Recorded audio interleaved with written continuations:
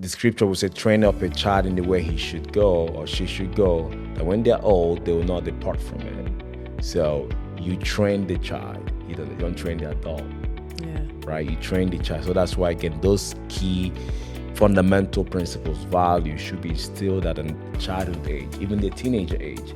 That's when you emphasize those stuff.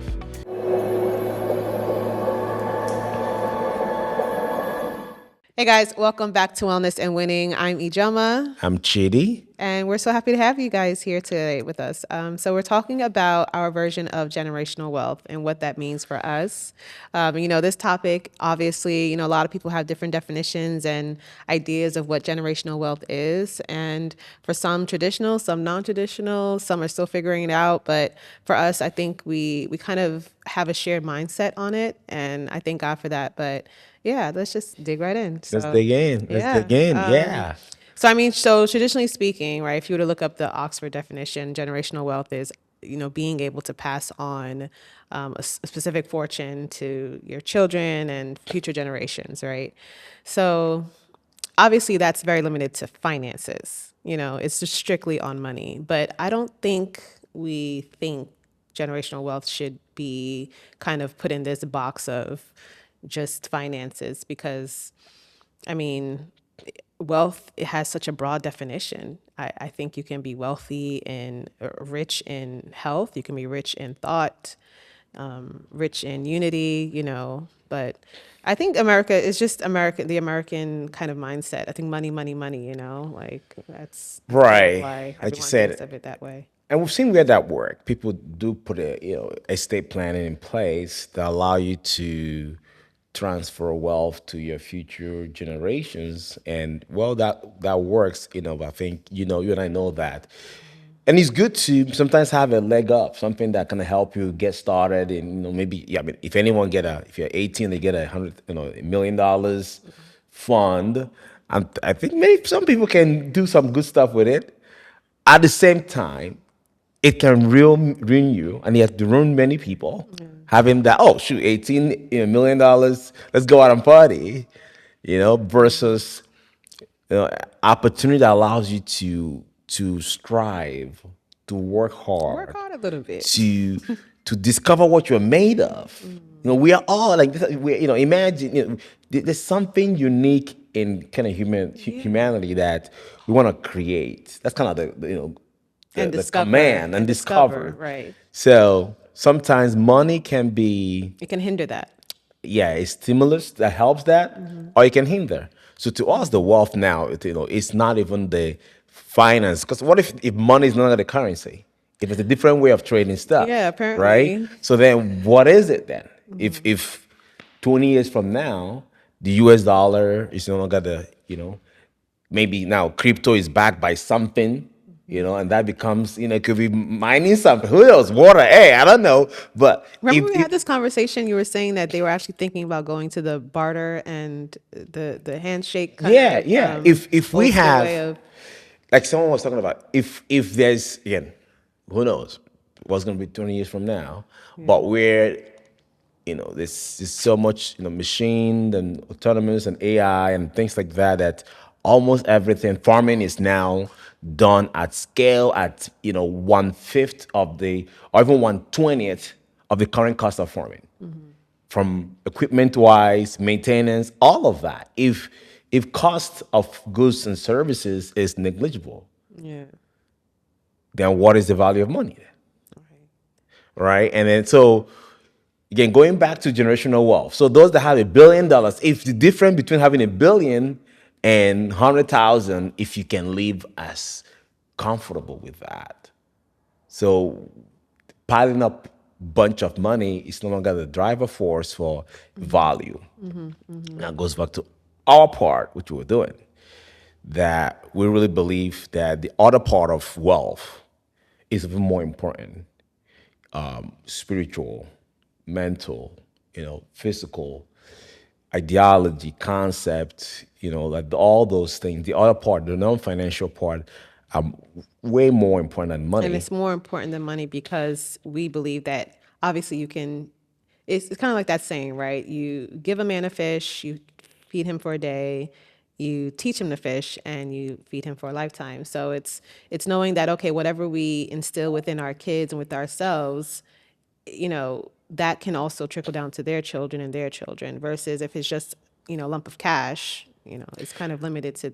I mean, of course, we see other families. I remember watching a show, they put milestones and metrics around, the financial benefits that they would get, so if a child, hits 18 and they get their or you can't get your master's at 18, maybe you can, but, you get your master's, you get a certain amount of money, or if you do XYZ, you get a certain amount of, benefits. But even with that, it's like, okay, it's still very much driven around that boundary of like money. It's not really ideology. It's not really value or, this kind of deeper connection to what, why, and how can, that concept of, okay, I can create and I can discover, and this money is going to be used as a tool to do that. But if you're kind of just saying, okay, you can get XYZ once you can get money once you accomplish XYZ, then you're not really encouraging that person to discover or create. You're just kind of giving them a timeline on when they can get that money. So it's Right. just pushing them to do things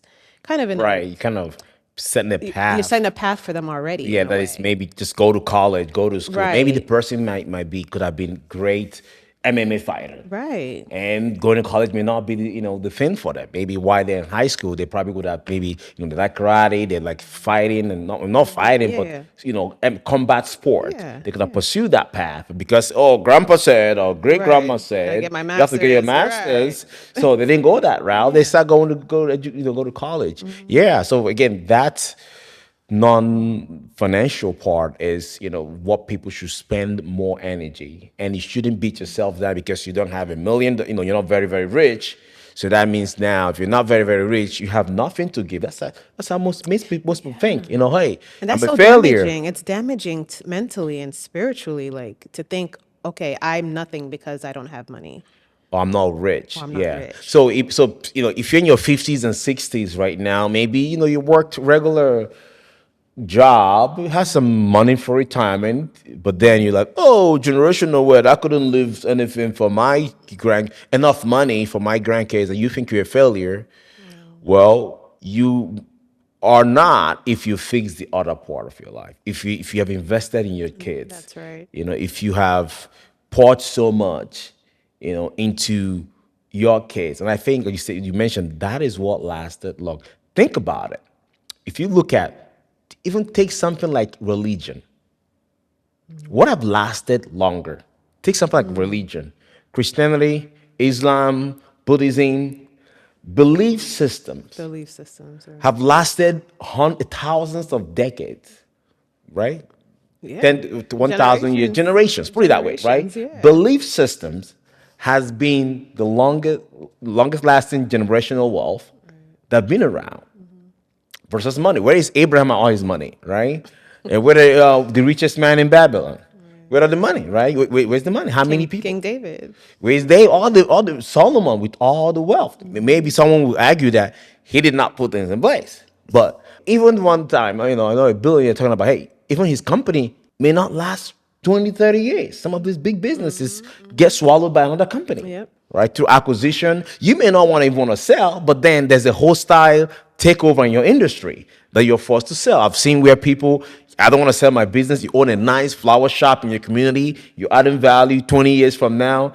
The market has changed. And a big chain comes that do all this crazy stuff and they will force you out of business. Yeah. So what if you're setting up that business for your generation and hostile takeover? Yeah, you're You're forced. forced to sell.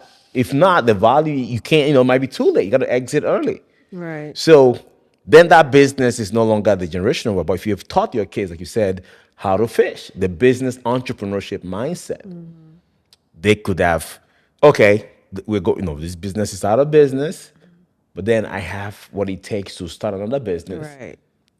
So for us, Or have what is it takes to innovate innovate. within our business. And we believe really that the other part, mental, emotional, spiritual, there are things that last longer. Even us today, how we raise our kids, huge part of that is really who we are because of our parents.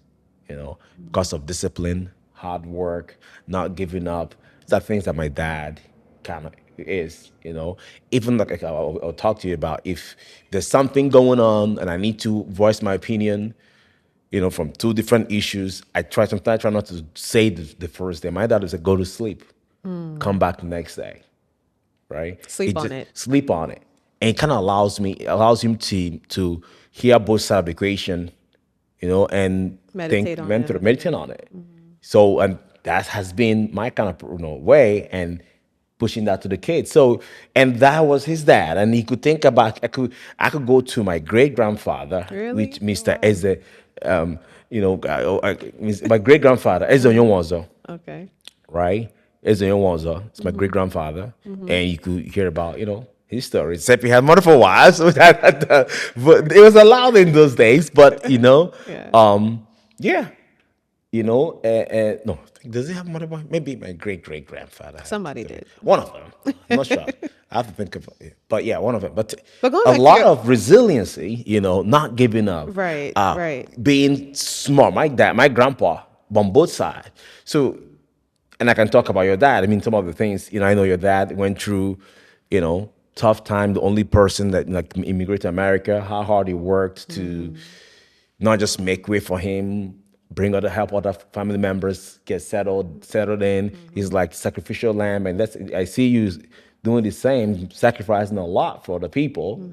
And again, some of this is a wealth that you inherited from your parents. Right. You inherited that mindset of not giving up. That's right. You know, and I can go on and on. Your mom, she had a vision of earning her medical degree, couldn't at the time because of kids and all that, and eventually went back to school and After get our it. kids were in their teenage years. Not giving up. These Yeah. are you see I that definitely has learned that been from my your parents. Yeah. inheritance, and so I it's think that's easy. also been the reason why we've been so successful, like at such a young age, like in terms of not success necessarily financially, but just holistically, Right, the marriage, the kids, the business, the friendships, the just everything. I think it's because we don't really see things short term. Everything is long term for us, and I think that ties into like how we deal with business and then our finances. When we started our businesses and the businesses that we've acquired and we've had to restructure, we never really considered it a loss because it was just a lesson. It was just a lesson that okay, this is a season. We're gonna take the lesson and then move on to the next right, thing because you can't dwell on that. right. But definitely learned that from my parents. But I wonder, companies, remember Oriental Trading? So, I know of them because I shopped a lot from there for our kids. They're great with like, try if you want to find, cool little knickknacks for your kids for birthday parties and things like that. But $1 billion company, father built it and son inherited it and he gambled it all away. I think it was like 200 or 300 million he was spending in Vegas at some point. And it's like I asked myself, okay, did the father not instill within his son those values of, taking care of things, leaving it better than you left it, being able to look at something and say, okay, how can I make it better? And I asked myself, I can't think that the father didn't do that. So it's one thing to teach it, but it's another thing for the child to embrace it and to live it, you know? Right. And So, that's the and scary part. we're not in the household, so we don't really Yeah. see what transpired. But yeah, a lot. Many homes, if things around was just again money, success, education, there may not be maybe enough emphasis on that, or it could have been friends that kind of move them directions. So Yeah. that goes back to that.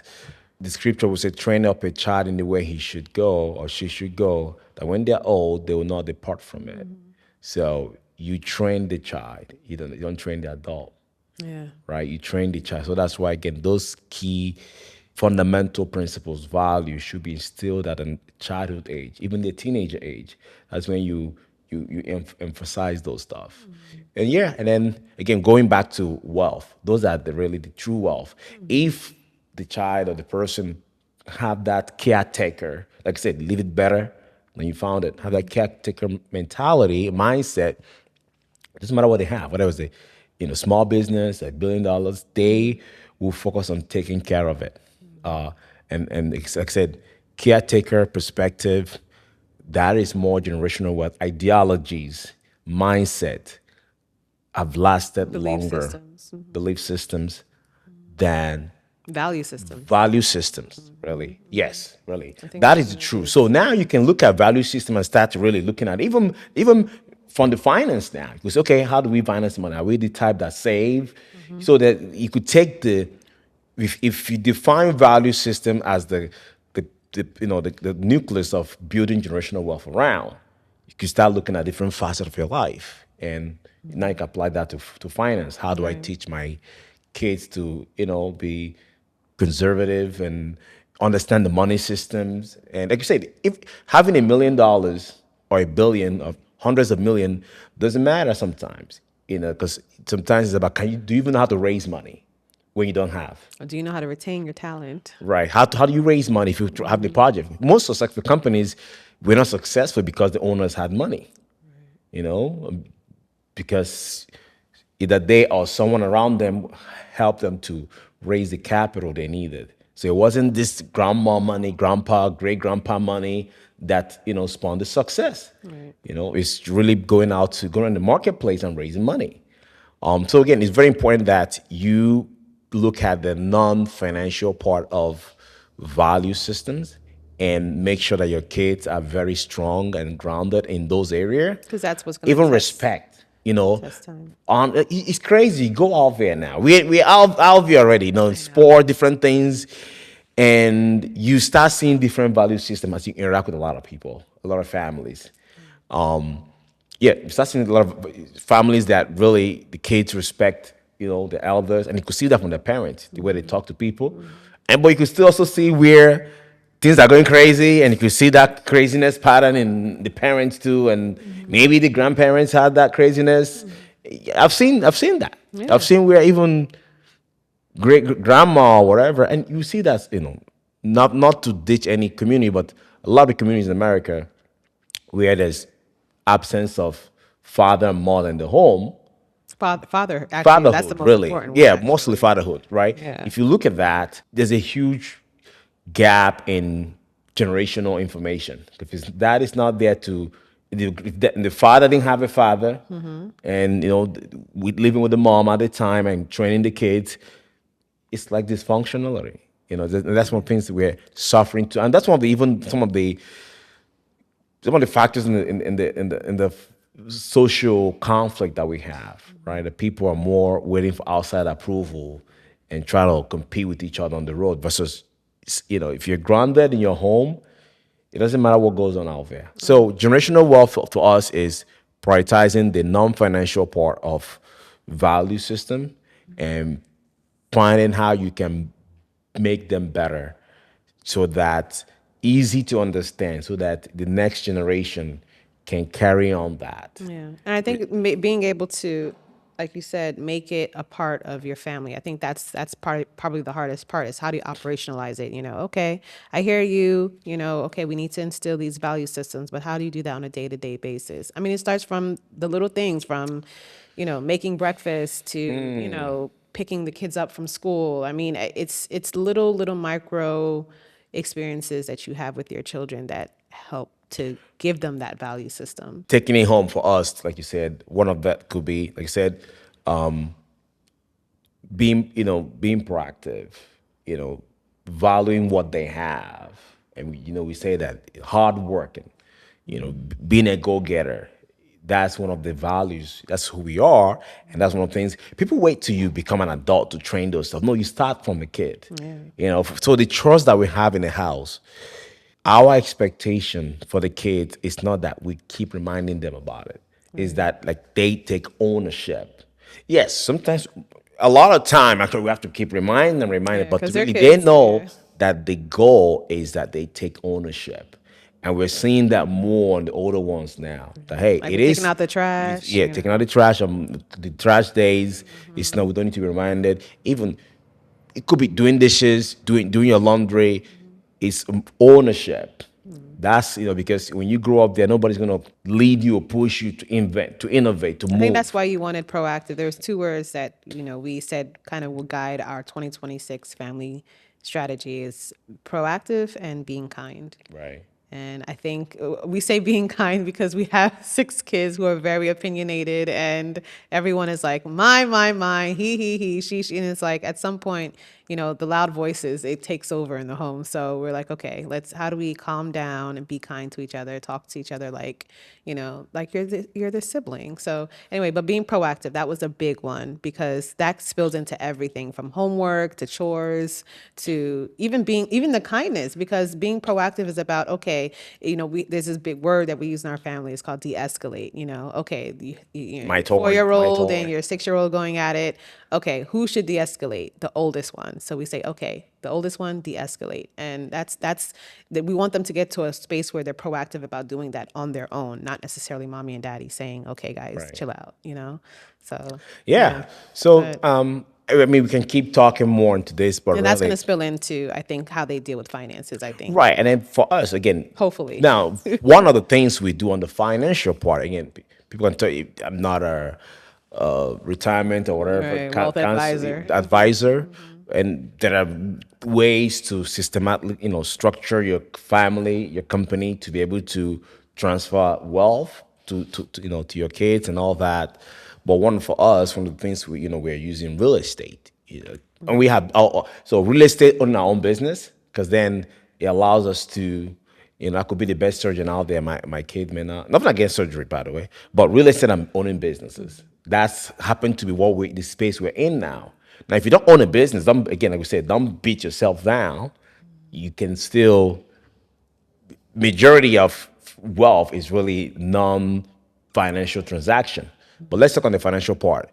We thought, okay, owning real estate is one of the ways we can transfer wealth. So giving the kids cash, just buy more real estate, buy more real estate. We save, we save, we save. And for us, actually most of the ones we buy are fixer upper homes, right? Because for us, that's where we can get more equity. So, oh yeah, because sometimes when you think about real estate, people think, oh, okay, $400,000 house or apartment complex, I'd have to put down 20% on all of that. We are willing to get our hands dirty. We take our kids to some of the houses. They see it's okay. We buy houses that need some work, Some love. a lot of work, and we get contractors and all that to do that. Sometimes when you finish, you have almost 60, 80, or sometimes $100,000 in equity because of renovation. So if we know, okay, we may not be able to afford quickly to keep buying multiple $400,000 homes, but buying those lower homes, fix them up, and for us also, it's not just we think we're investing in the community. How do we help to revitalize the community, and like I said, living better than it was? So when we fix a house, when we flip a house, we really do our best, that to the best of our knowledge, Yeah, with yeah. the people that we have. We've gotten better over We've gotten time, better, yeah. but we make it so good that if we want to live there, we can live there. So get more real estate, and sometimes we'll refinance it because people asking for tips. We'll refinance that house using DSCR loans.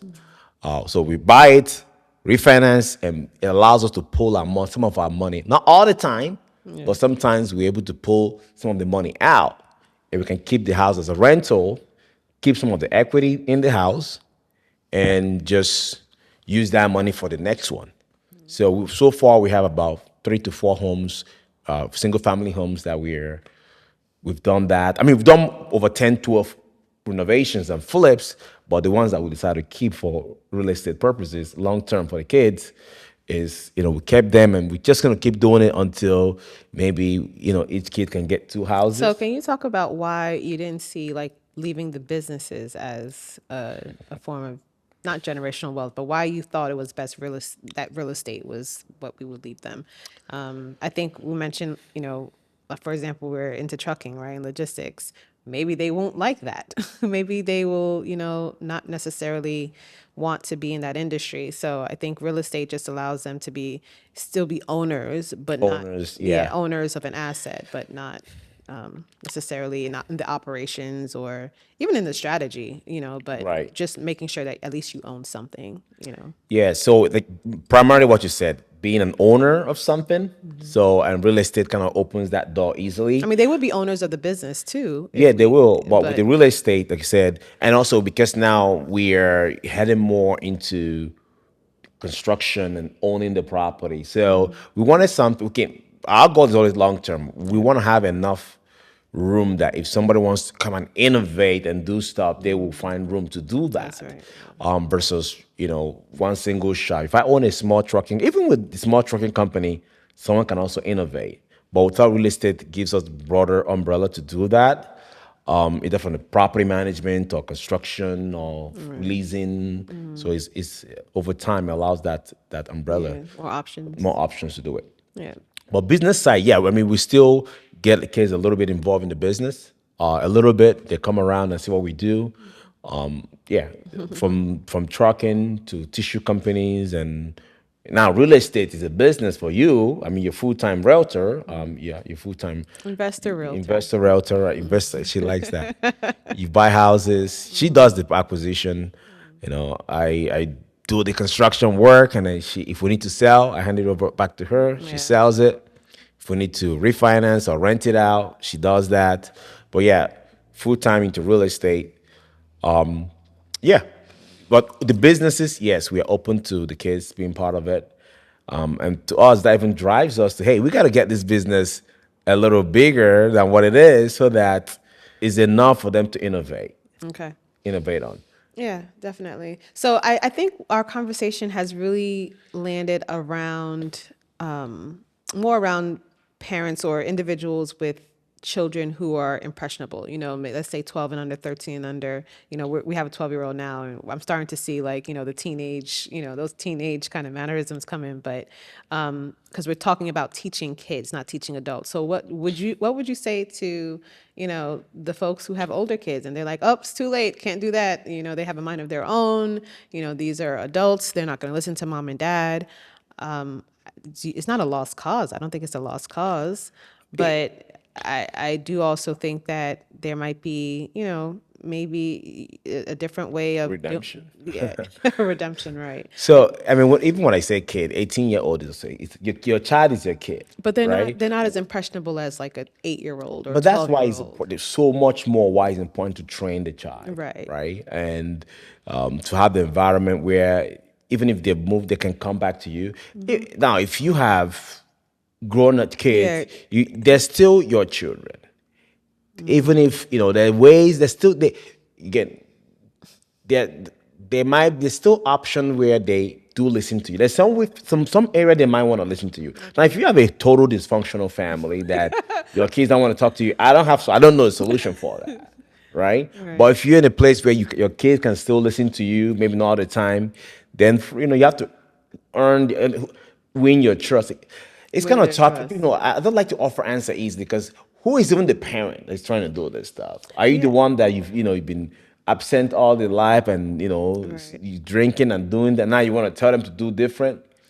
Well, you can, but I'll focus on train your child when you can Yeah. before it's too late. Before it's too Because if late. they're an adult, then now you have to have an adult conversation. Now it's more of a suggestion. Are you trying to opinion, suggestion? Hey, can you do this? I really care about you. You have to find Right. How to reach how them. to reach them. Yeah. But if your kids, when they're still young and teenage age, you do have the influence. You can influence them more. I think for the parents or the individuals with kids that are a little bit older, they may have to reach out to their kids through other people in their circle, maybe in their network. Maybe it might be their best friend, or I don't know, their teacher or their coach or their I don't know, their college teacher, professor. But just finding a way to reach them, I think, is important. I don't think it's a lost cause, but I just think that you have to get probably a little bit more creative with how you can instill those. newfound value systems that you hold dear or you think are important. But yeah, I think generational wealth, it's like we said, it's not just finances. It's very there's depth and there's breadth to it for us. But the most important thing is making sure that our kids have an understanding that it's beyond the money. It's about your mindset. It's about your philosophy. It's about your what you believe in. And most importantly, knowing that you should also leave it better than you found it. That's the end goal, Right. So And final thought, even on the spiritual part, even here in Texas, it's easy to just have activities everywhere on Sundays. I and mean, Saturdays. and Saturdays, but specifically on Sundays, spiritually. And our kids know that we value going to church more, and at least have time that we, so for us now, they've seen that. And even when games on Sunday, like, okay, can we go after games? Can we, they will rather prefer to be in church versus go to practice. And we've shared that with the coaches. Hey, this maybe once in a while, one game on Sunday we can come to, but all these 11 a.m. practices, we're not going to show up. And this is the reason.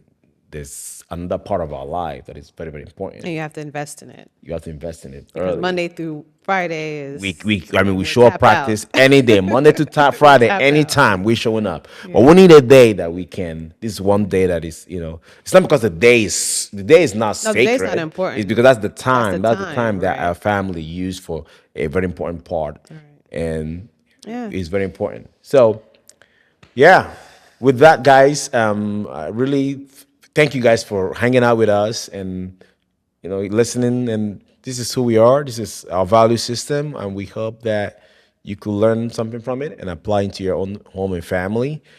This really, wealth is even your health. She talked about generational wealth. We're showing our kids even how to eat better food, make better choices. We're going to the store right now. They're all reading the labels. That's interesting. And those are things that will last longer, more than money. Yeah. And yeah, so go out there and build and win together.